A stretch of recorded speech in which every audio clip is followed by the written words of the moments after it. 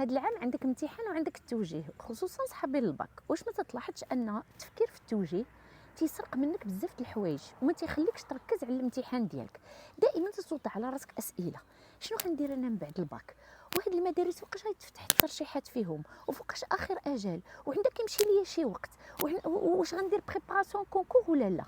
وما تنساش ان هذا الشيء كله تيجعلك انك ما تتركزش على الامتحان ديالك وما تتركزش على المهم.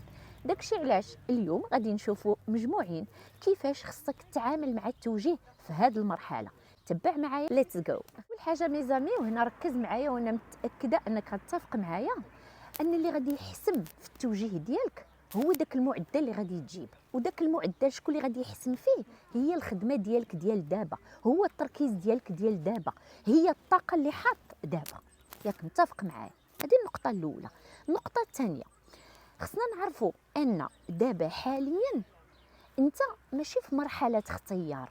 انت دابا ما خصكش تضيع الطاقه وتضيع التفكير وتضيع الوقت شنو غادي ندير، لان متفق معايا ان واحد رغم انه يجيب 18 ولا يجيب 19 راه ما نضموش انه غيدير ميديسين، ما نضموش انه غادي يدير لينا. صافي دير كو حنا دابا ماشي في محطه اختيار، حنا في محطه ترشيح. صافي دير كو داك الاختيار اللي غادي يجبد لك المشاكل واللي غادي يخليك تفكر وغيخليك تضيع الوقت بزاف ما محتاجوش دابا. انت محتاج دابا حاجه وحده، وهنا غندوز النقطه الثالثه. انت محتاج انك ترشح فقط. اي مؤسسه فتحات باب الترشيح وانت مهتم بها خصك ترشح. تنعرفوا ان عمليه الترشيح كلها ولات سوغ انترنت. صافي دير كو هادشي ما غياخذلكش الوقت بزاف، غادي تعمر ان فورمولير وغادي تصيفطو وسالينا ونعاود نركز على الامتحان ديالي. دابا بوتيتر وحدين غادي يوضعوا لي السؤال ويقولوا لي: وحنا باش غادي نعرفوا ان داك المؤسسه راه فتح باب الترشيح، وباش غنعرف ان راه خصني ما نفوتش واحد الاجل؟ هنا غادي يمكن لي انا نساعدك.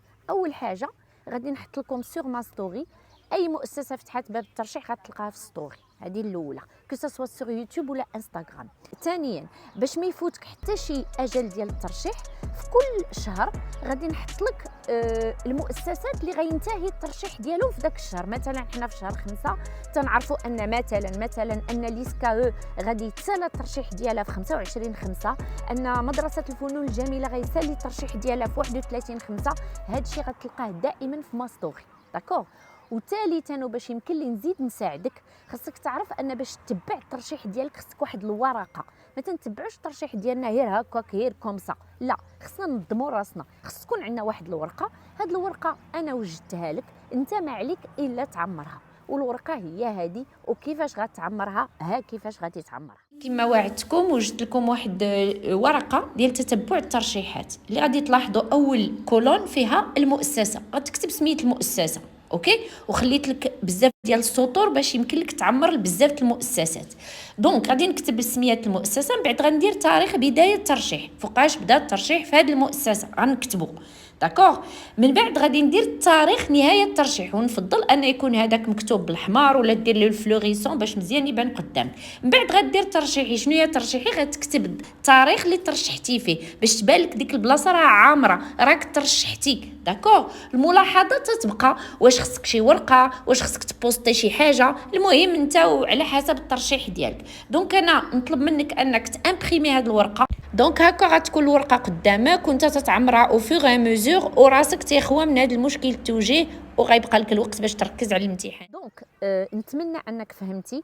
تيليشارجي هاد الورقه، عمرها، تكون دائما قدامك. وانا متاكده ان بهذه الطريقه ما غتحتاج انك تبذل واحد المجهود، وما تحتاج انك تضيع لينيرجي ديالك في واحد الحاجه اللي ما تتستاهلش. دابا التوجيه شنو تيستاهل منك؟ هي انك ترشح وباسطه، اوكي. دونك فوالا، الا عندكم شي اسئله مرحبا. ما تنساوش دائما معكم الكوتش ديالكم وداد الغراس. تهلاو في راسكم، vous êtes les meilleurs, on est les meilleurs. À très vite pour la prochaine vidéo. Bye.